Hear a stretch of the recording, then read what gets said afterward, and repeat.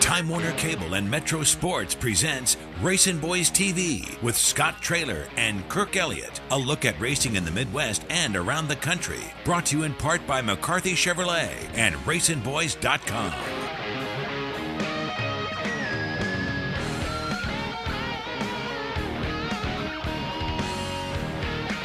Welcome to another edition of RacinBoys TV here on Time Warner Cable's Metro Sports. RacinBoys TV is brought to you each and every week by McCarthy Chevrolet. You can check them out at kccars.com and Kansas Speedway. Tickets still available for the upcoming Cup race at Kansas Speedway. You can purchase those tickets at kansasspeedway.com. I'm Scott Traylor with Kirk Elliott. We are the RacinBoys from Sports Radio 810 WHB and RacinBoys.com. We are at Kansas Speedway for a midweek test here, Kirk, for the ARCA Series. Yes, and I think the whole field is here getting ready for that October the 19th race under the lights, the second ever night race here at Kansas Speedway. Why so many cars? Well, mainly because it's a newly configured and repaid racetrack since they were here last year. I know when I came back here and test in about 2003, 2004, sometimes there'd only be 3 or 4 cars for the test. So to see nearly 30 cars for today's test is pretty remarkable, and it tells you how serious some of these drivers are about coming in here and running on the new banking. Yeah, and it's the season finale for these drivers, so championships are on the line. Chris Buescher trying to nail it down over the 9-time champion Frank Kimmel. So this is one of the major events on the whole ARCA Racing Series Tour in 2012. Yeah, it should be interesting. Again, that ARCA race is on Friday night on Cup weekend under the lights. They were the first race ever under the lights at Kansas Speedway last year here at Kansas Speedway. Kirk, let's talk a little bit about Cup racing. Brad Keselowski picks up his second win out of 3 races in the chase for the championship. Yeah, and everybody's scratching their heads. How did he do that on fuel mileage? And that's not the first time that Brad Keselowski has won a race on fuel mileage. You remember here at Kansas Speedway in the spring of last year, he did the same thing. So they've got something figured out over at Penske Racing with that Dodge, and it has everybody as competitors really talking right now, maybe even to the point of intimidation here as we head into the 4th week of the chase. Kirk, do you remember when Ryan Newman drove for Roger Penske? Yes. How many races did they win on fuel mileage? And it's been 9 years since Ryan Newman did that back in 2003. Apparently, that's been too long ago for the competitors to remember that.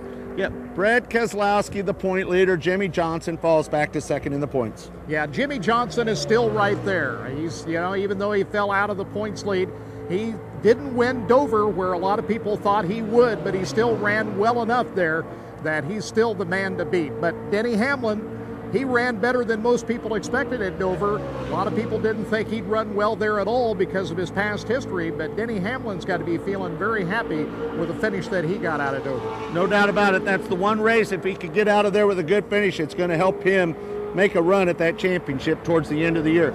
Well, Kirk, we had a chance to go down to the Diamond of Dirt Tracks, Lucas Oil Speedway in Wheatland, Missouri. It was the Jesse Hockett Daniel McMillin Memorial featuring the Lucas Oil ASCS National Sprint Car Tour, as well as the Wingless Auto Racing Series non-wing sprint cars. Brady Bacon double dips on Friday night, picking up both portions of the A-mains, the non-wing and the wing portion. And on Saturday night, Jason Johnson picks up his 12th win of the 2012 National Tour season. Johnson had a great starting spot on the outside front row, and he just motored on from there, leading every lap. And he is out in front of the point championship now with just a few more weekends to go. Can this guy be stopped? He's been really hot over the last couple of weeks. Well, if you look at the schedule this year, Kirk, probably not, because a lot of the races that we are going to leading up to the final event out at the Western Rolling Canyon are not full point races. You got the Short Track Nationals, that's a show-up point race. You got Kilgore, which is coming up, that's a non-point race, but it is sanctioned by ASCS, so the chances of Wayne Johnson running down Jason Johnson are very slim. The point race that I'm looking at right now is Brady Bacon, who is currently 3rd in the points. Let's see if he can make a run for that 2nd spot that Wayne Johnson holds. And congratulations to Joshua Stevens in a non-wing race where the least amount of mistakes got you in the winner's circle. He drove a perfect race, and a great run for him in the season finale for the Wingless Auto Racing Series. We're going to have a condensed version of the Jesse Hockett Daniel McMillin Memorial Race on Saturday night later in the show. When we come back, we're going to visit with some of the ARCA drivers that are testing here at Kansas Speedway. Okay, let's choose up. I'll take Jamal and Tutal. You can have Chubbs and Skippy. Let's go. My ball. Okay. But you got skins. Not a good negotiator? You don't have to be a good negotiator at McCarthy Chevrolet. McCarthy guarantees the lowest prices on a new Chevy or we'll pay you $10,000. We guarantee there's no need to shop anyplace else. McCarthy Chevrolet, I-35 and Santa Fe, Olathe. In ancient times, hordes of people gathered to watch gladiators battle to achieve victory and honor. Some things never change. See the toughest competitors of the NASCAR Sprint Cup Series do battle at Kansas Speedway. Tickets for the Hollywood Casino 400 on October 21st start at $64, and we have more pricing options than ever before. Bring your own cooler, and parking is free. For tickets, call 866-460-RACE or visit KansasSpeedway.com. Welcome back to RacinBoys TV here on Time Warner Cable's Metro Sports, again brought to you by McCarthy Chevrolet and Kansas Speedway. As you can tell, the cars are still testing here at Kansas Speedway, but during their lunch break, we had a chance to talk to some of the participants today in the ARCA Series, including 9-time champion Frank Kimmel. These guys do a beautiful job with these racetracks, and it's super smooth, no bumps, no ripples, no problems. Just makes it really, really fast. Occasionally we have some young guys come up and talk, and you know, but for the most part, by the time they get here, they probably, even though they're only 19 or 20 years old, whatever, you know, they've been racing for 10, 12 years, so they kind of know what to expect. And you know, these racetracks, although they're not what you call cookie cutters, they are different, but they're still mile-and-a-half racetracks. So it's similar. Whatever you need here, you need at different racetracks too. The coil bind setups that you use nowadays are pretty similar to, at a lot of different racetracks. So, you know, we already have some notes from Michigan and Pocono where they repaved those, and of course we run Chicagoland, which has not been repaved, but it's still a similar racetrack to this. But it's just really smooth. So everything that you do as far as tying the car down and everything, you can just go crazy with it. And you know, the trick is just to get as much aero on the car and make it turn. Yeah, those young kids, they don't know any difference yet, so they just drive it down in there like there's no tomorrow. And so it's actually quite a bit easier when they repave it like this as far as driving. There's no bumps to deal with, nothing you have to contend with. You just get in a real good race car and you go fast. And then we have us on restrictor plates now, so we're down, I don't know, 150 horsepower from what we should be. And so now you're just required to run as close to wide open as you can. And you know, it's just a matter of the guys getting the car tuned that you can do that. The groove's going to be right on the bottom. That's where everybody's going to be running. It's going to be an aero-sensitive place, as it always is. So, yeah, I expect our race to probably spread out pretty good, pretty quickly, and because you don't really want to run too close to too many people because you can't run very fast. So it'll be a good race. There's you know, really fast cars. There's some intermediate cars, and there's going to be some slow cars. So that's what makes the ARCA race so good. It's fast. It's very fast. You know, we've gotten to go to a lot of newly paved racetracks this year, and I think this is by far the smoothest. I mean, I'm hard-pressed to find a flaw out there in the racetrack. It's really smooth and seems to have pretty good bite. We're just need a little bit more speed. Yeah. I don't think we're ever quite fully out of the throttle. I mean, you're just rolling out and rolling right back to it. It's pretty wild. I mean, Michigan's the only other place we've been able to come close to that, and that was wide open. I mean, it's definitely fast and it's a lot of fun. We've run quite a few of the speedways. It was good to finally get that one off our back. I mean, we were so close, so many of them last year. I think we finished second at 3 or 4 of these speedways, so including here. So we just had to get one better at Michigan, and really need one better here going into the last race of our season. We're close. I mean, you know, we came in here and you know, still unsure if we were going to run a full schedule. So every win's helped that, and now we're in a position to win a championship. And that's where our focus has been. I mean, we've had to adjust our goals as we've gone, and that's our ultimate one right there. So we're in a really good spot to get it right now. You know, the Rulo brothers have done a really nice job, and we've been in contention at most of these races. And just due to some bad luck and some other things of our doing, I mean, you know, it's racing. Probably more ARCA next year, from what I can tell right now, and hopefully some nationwide races moving forward. I mean, so that's my goal, is to get to run a couple more of those.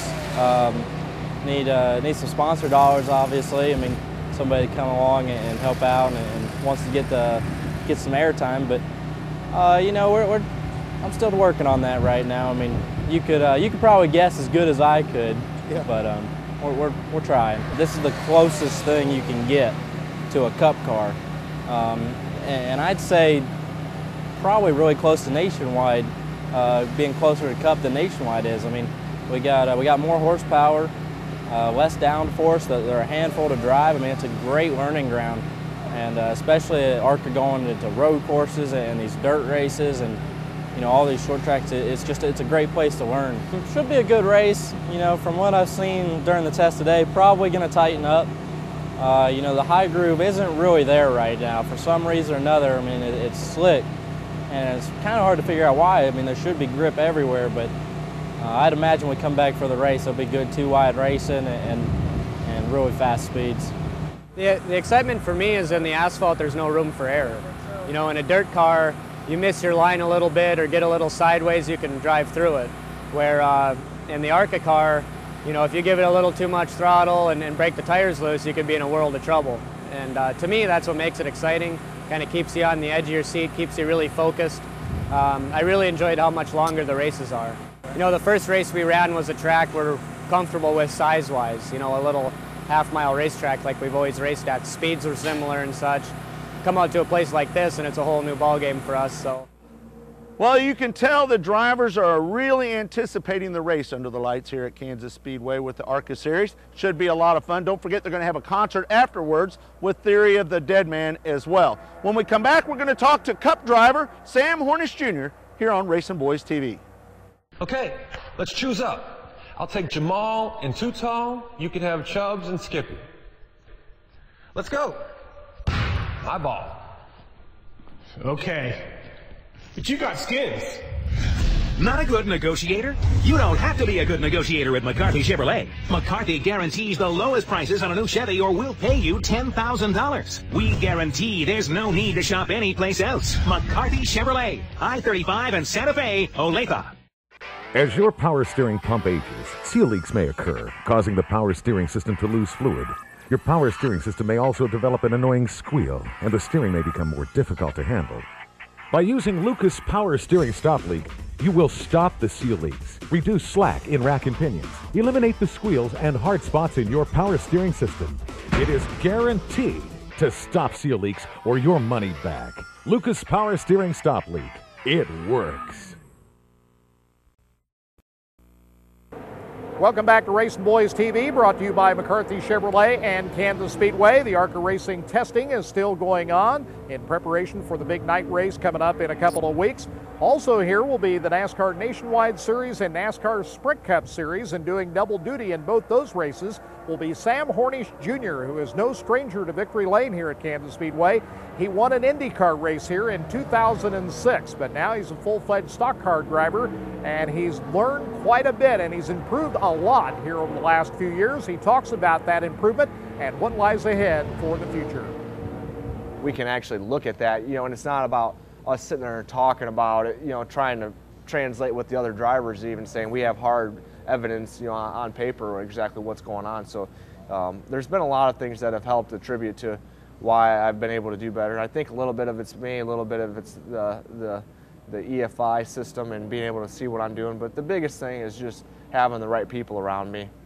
And if we would have got put in this situation a little bit sooner, I think that it would have definitely helped out. But you never know until you know, and it's kind of one of those things where sometimes you got to take a step back and everybody gets their eyes opened as far as how we can do better as a team. And I think that the whole Penske organization is a lot better now than what we were 3 years ago. We want to do things the right way. And yeah, there might be an opportunity out there somewhere to be in a Cup car, but is it a better opportunity than being in a Penske Nationwide car? Or, it's like you get the opportunity to run a Gibbs Nationwide car, is better than necessarily being on a low-level Cup team where you have to start in park. So you got to be smart about the choices that you make, and it all depends on what you really want to do. Do you want to race, and do you want to get yourself back in the Cup Series, or are you looking to make a little bit extra money?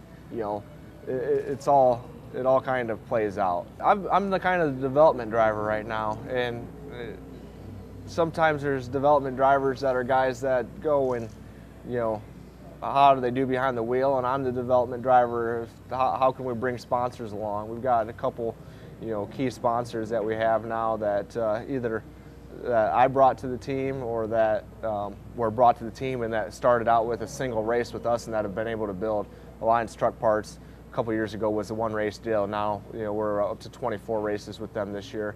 We've got over 7 races with Worth on our car.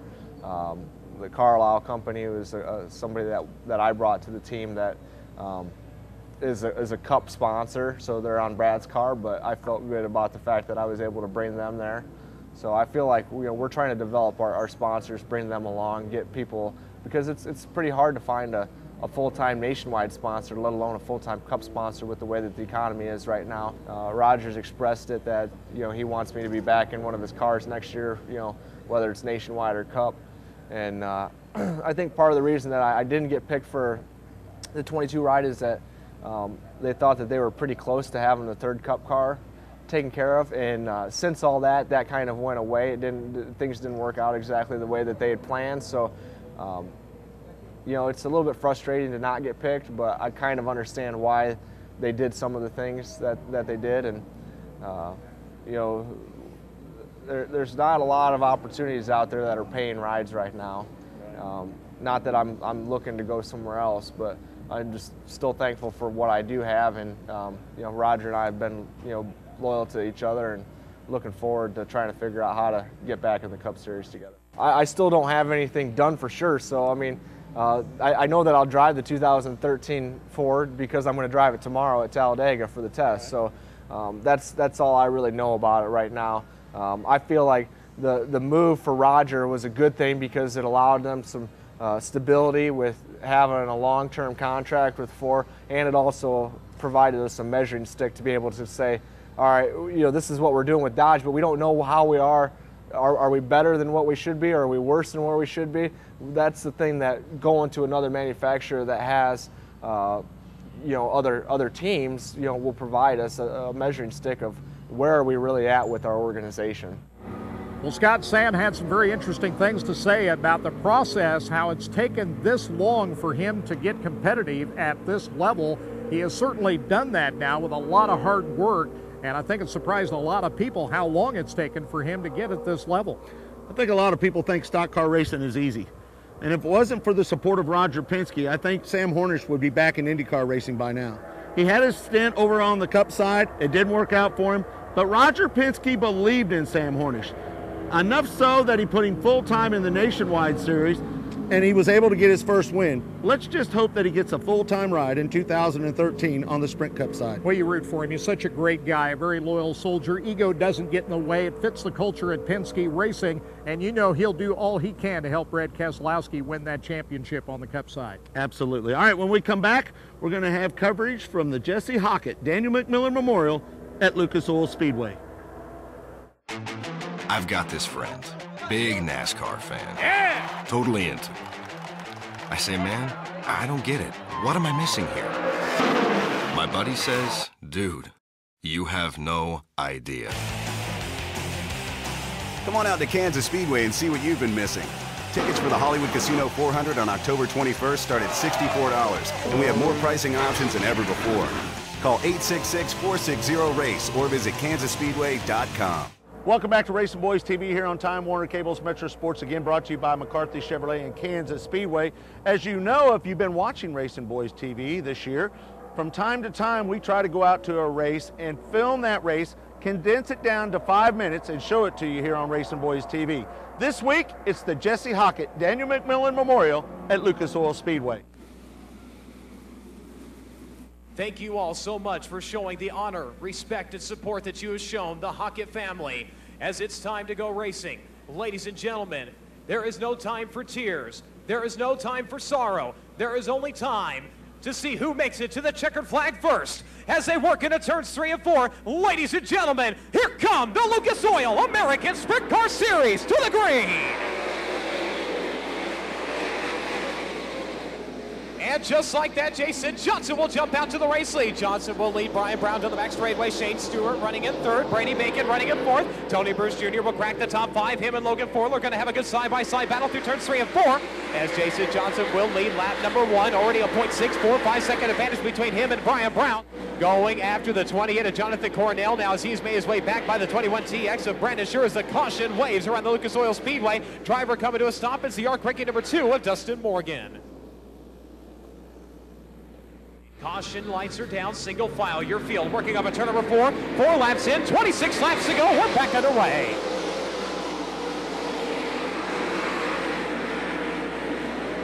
.11 laps in with 19 to go. Again, 11 in, 19 to go. It's still the Raging Cajun. Not able to get around R.J. Johnson, though, and here comes Brian Brown. Brian Brown to the 21.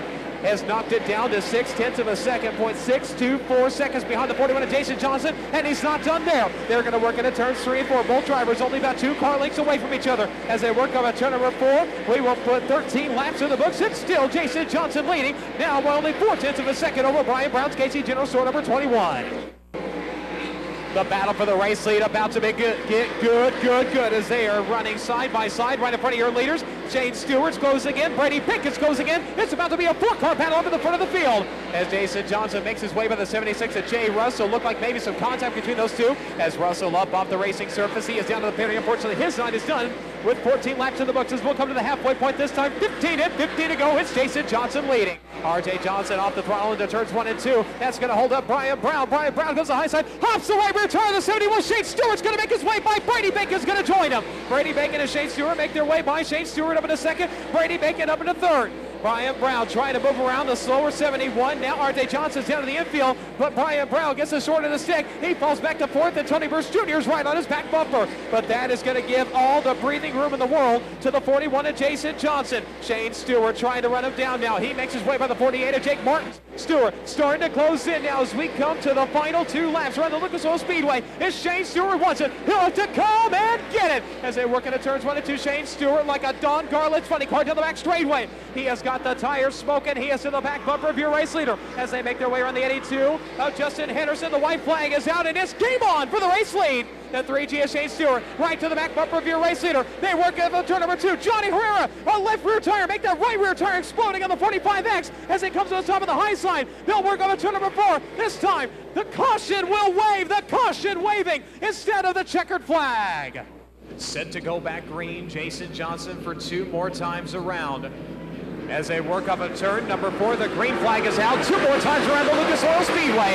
Jason Johnson going to try to hold off Shane Stewart and Brady Bacon as they work up a turn number 2. Johnson so far with about a 3, making 4 car length advantage down the back straightaway over the Digital Delivery Networks over 3G as they work into turns 3 and 4. This time, the white flag will fly 1 more time around for the Raging Cajun. Into turns 1 and 2. Jason Johnson looking for smooth sailing this time as they work down the back straightaway. He'll work into turn 3. Head up turn number 4. Ladies and gentlemen, the second annual ARCA McMillin Memorial belongs to Jason Johnson.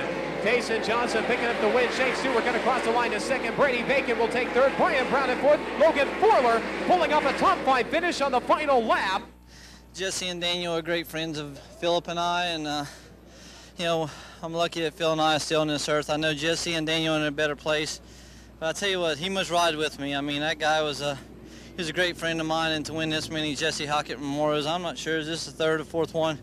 But it's just an honor. Yeah, it's been a true outlaw summer for me, and that was definitely Jesse's way of looking at things. He was a true outlaw and a true racer, and a great person beyond the racetrack. So, yeah, I mean, I really wish the track would have been better. I think I had a really good car, and you know, I know that they were going to be a little bit more conservative after last night. You know, I just can't thank Joe and Tim enough. They always put together a great car underneath me, and you know, I honestly probably would have been 3rd if Brown wouldn't have got up over that guy's right rear. But I'll take 2nd, and hopefully we can come back here next year and be 1 spot better. You know, Brown got into a lap car there and we were able to get by him. But other than that, it was just kind of try not to spin your tire too much and blow it. But you know, they tried several times to save the track, but it was just packed too hard from the beginning, and it's hard to save it after that.